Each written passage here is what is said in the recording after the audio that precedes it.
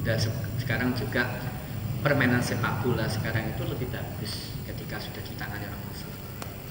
Setahu saya itu ya jam 4 menjelang maghrib selesai, yang gitu kan. Jadi masalah supporter nggak sholat bukan, kan udah dibuat. Jadi dulu tuh saya punya kenalan namanya Bapak Bahresi Ghazali. Dia iya manajer PSS dan dia juga bendara PSSI. Ya, itu begitu. Orangnya luar biasa, dia punya biru haji ya, biru umroh, namanya apa itu saya lupa itu. Ya di Surabaya sama di Semarang. Ya. Jadi bagaimana beliau berkiprah di situ merubah sampai PSSI merubah jadwal. Kalau dulu itu kan ketika dipimpin oleh orang-orang kafir itu jadwal sepak bola itu sengaja jam 5 mulai. Jadi orang itu akan kehilangan sholat maghrib. Jam 5 itu mulai. Nanti jam 7 selesai. Isya atau maghribnya di mana? Pengurus apa? Kemudian sekarang enggak, kompetisi itu kan. Bahkan ketika bulan Ramadan kompetisi sepak bola itu setelah sholat tarawih. Iya kan? Iya kan biasa tarawih itu bagus. Jadi dakwah itu ternyata panjang. Bukan artinya begitu. Makanya jangan antipati dakwah dulu. Iya kan? Sementara kita tuh barunya bisa kok gini-gini belum bisa beribadah. Aturannya sudah dibuat, ya kan? Nah, sekarang kalau sepak bola itu pasti jam 7. Ya kan kalau di Semarang jam 7. Untuk kompetisi kita kan jam 9 selesai. Artinya orang bisa sholat maghrib. Ya kan? Sholat isya juga bisa setelah nonton itu, ya kan? Ya adapun tidak jamaah mereka itu ya orang pemahamannya seperti itu kan. Nah, alangkah indahnya kan jamaah di pinggir lapangan gitu. Cuma kan belum sampai di sana. Jangankan para supporter sepak bola ya kan, pemain sepak bola. Orang yang ngaji aja kadang pemahaman jamaahnya belum sampai di situ kan. Salah taruh. Jadi itu hal-hal yang wajar itu. Bagus kalau ada, andikan ada yang kesana itu bagus sekali.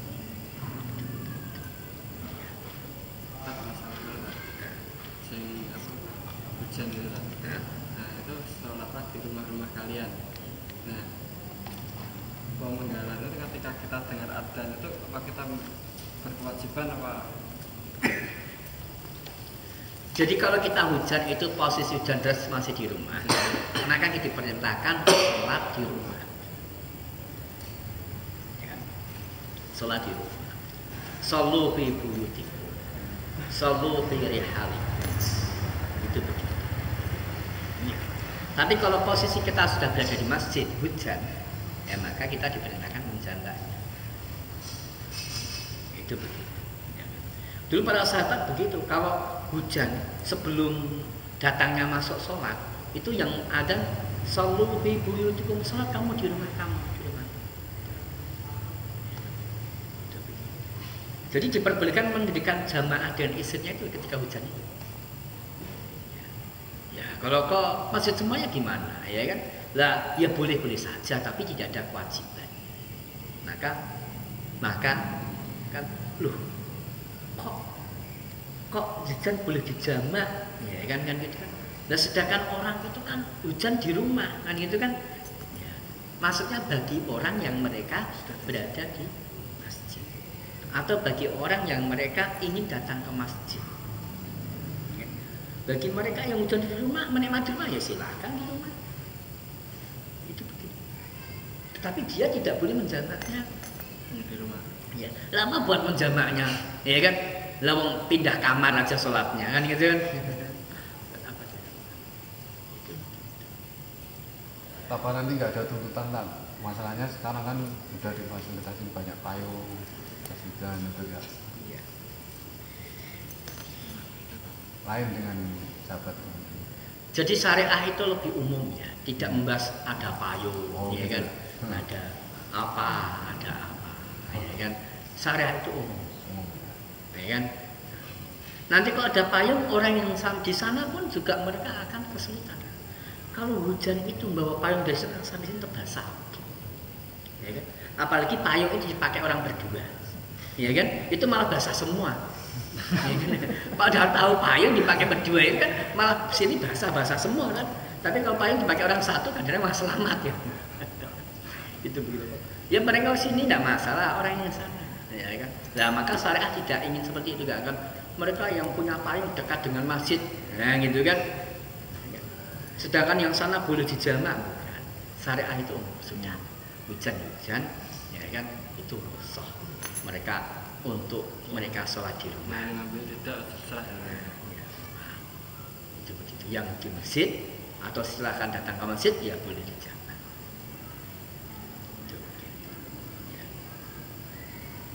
Kalau rumahnya dekat masjid, berhimpitan dengan masjid itu tetap di rumah.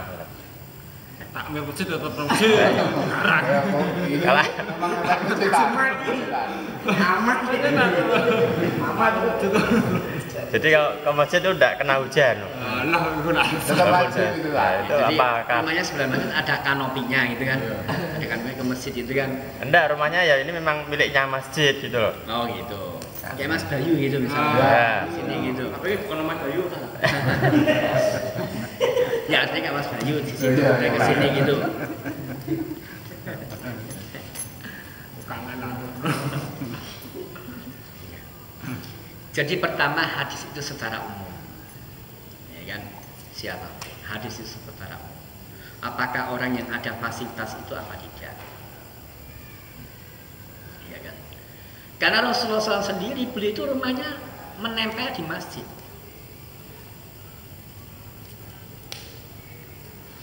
Dan persoalan syariah jamak itu kan ya, pada di Rasulullah. Kalau nggak ada pada di Rasulullah nggak mungkin, ya kan? Kalau Rasul tidak melakukan begitu kan nggak mungkin para sahabat akan melakukan jamak karena jamak. Ini jelas ya.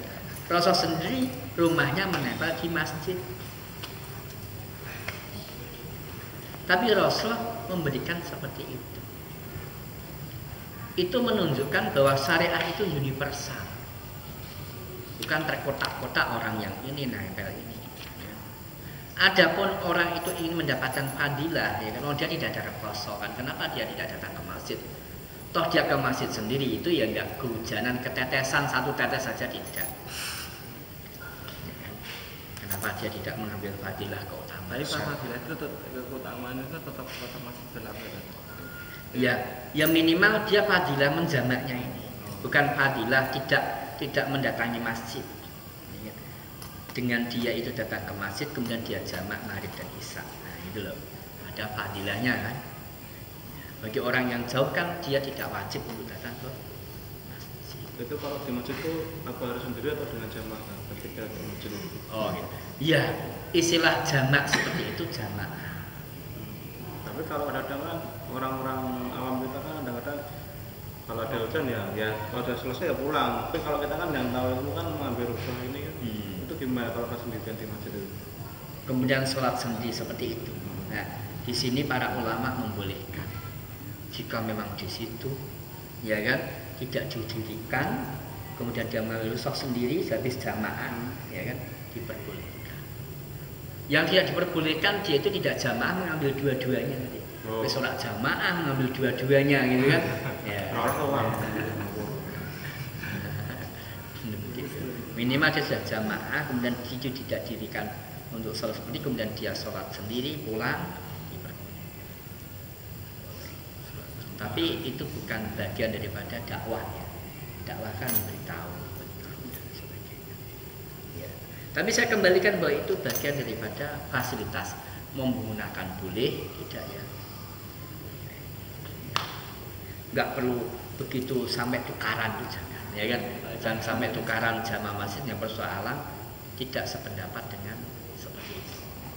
Jangan sampai tukaran hanya memaksakan untuk dijamak. Cuma wacana itu harus ada. Kenapa harus ada? Karena ini bagian syariat Islam agar orang paham. Kalau tidak kita wacanakan, umat ini selamanya tidak akan paham. Ya kan? Umat ini tidak akan. Itu begitu.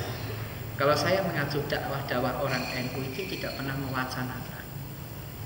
Sebab orang-orang NU itu tahu ya kan, tentang syariat asal ada. Ini begini, ya kan. Tapi karena mereka, ya misalkan kayak model ruatan gitu, mereka itu tahu bahwa itu tuh musik.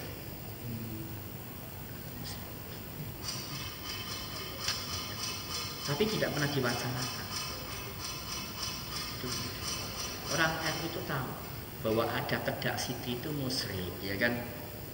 Ya, kemudian apa itu siraman itu musyrik, itu syirik, itu tahu semuanya. Tahu mas? Tapi tidak pernah mewacanakan. Ya. Bahwa ini haram, tinggalkan, ya gitu sekali itu. Mereka nanti gimana kalau kita itu di masyarakat, nah itu loh. Nah, sehingga mengiyakan seperti itu. Sekali-kali coba diwacanakan. Nanti umat ini diuji enak mana hidup bersama syariat dengan hidup bersama budaya. Karena enggak pernah. Sehingga ngalah terus. Nanti kalau kayak gini nanti enggak enak, nanti enggak enak. Diwacanakan. Tidak masak. Nah, sebab Islam itu sempurna.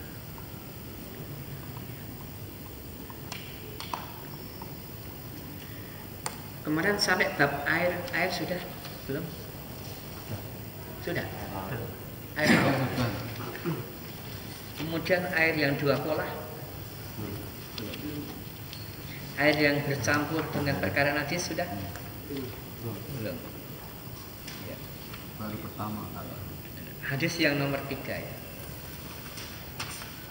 Hadis nomor 2 dulu. Innal ma'a tahurun. Sesungguhnya air itu suci. La yunajjisuhu syai'un. Tidak akan bisa menajiskan sesuatu. Akhrajahus salasah wa sahahu Ahmadu. Ditahrij oleh Imam 3 dan disahihkan oleh Imam Ahmad. Jadi Rasulullah menjelaskan bahwa air itu suci, tidak bisa dinajiskan sesuatu. Ini hukum asal air. Air itu suci dan tidak bisa dinajiskan. Maka kemudian Rasulullah SAW menjelaskan dengan hadis bawahnya. Walaupun hadis ini dhaif, tapi hadis ini benar. Ya kan? Memang ada itu hadis dhaif, tapi hadis benar. Lah benarnya gimana? Karena ada hadis-hadis yang seperti ini tapi sahih. Cuma yang saat dipaparkan oleh pengarang kitab ini itu pas hadis dhaif. An Abi Umamah Al-Bahili, dari Abi Umamah Al-Bahili, qala Rasulullah SAW, innal ma'a la yunajjisu syai'un. Air itu tidak bisa dinajiskan sesuatu. Illa ma ghalata arahihi, kecuali ketika sesuatu itu mengalahkan rehnya, ya kan, aromanya, wa ta'mihi dan rasanya, waluni dan warnanya. Akhrajahu Ibnu Majah wa dhahahu Ibnu Abu Hatim, ditahrij oleh Imam Majah dan didhaifkan oleh Imam Ibnu Hatim. Hadis ini Imam mengatakan itu dhaif. Tapi dhaif itu yang dari jalan Abu Ma Al-Bahili, tapi hadis yang lain tidak. Tapi isi hadis ini benar. Memang air itu tidak bisa najis kecuali kalau sudah dikalahkan salah satu sifatnya. Warna, aroma, rasa. Itu begitu. Jadi kalau aromanya itu dinajiskan, ya sudah, berarti tidak bisa suci. Ya gampang.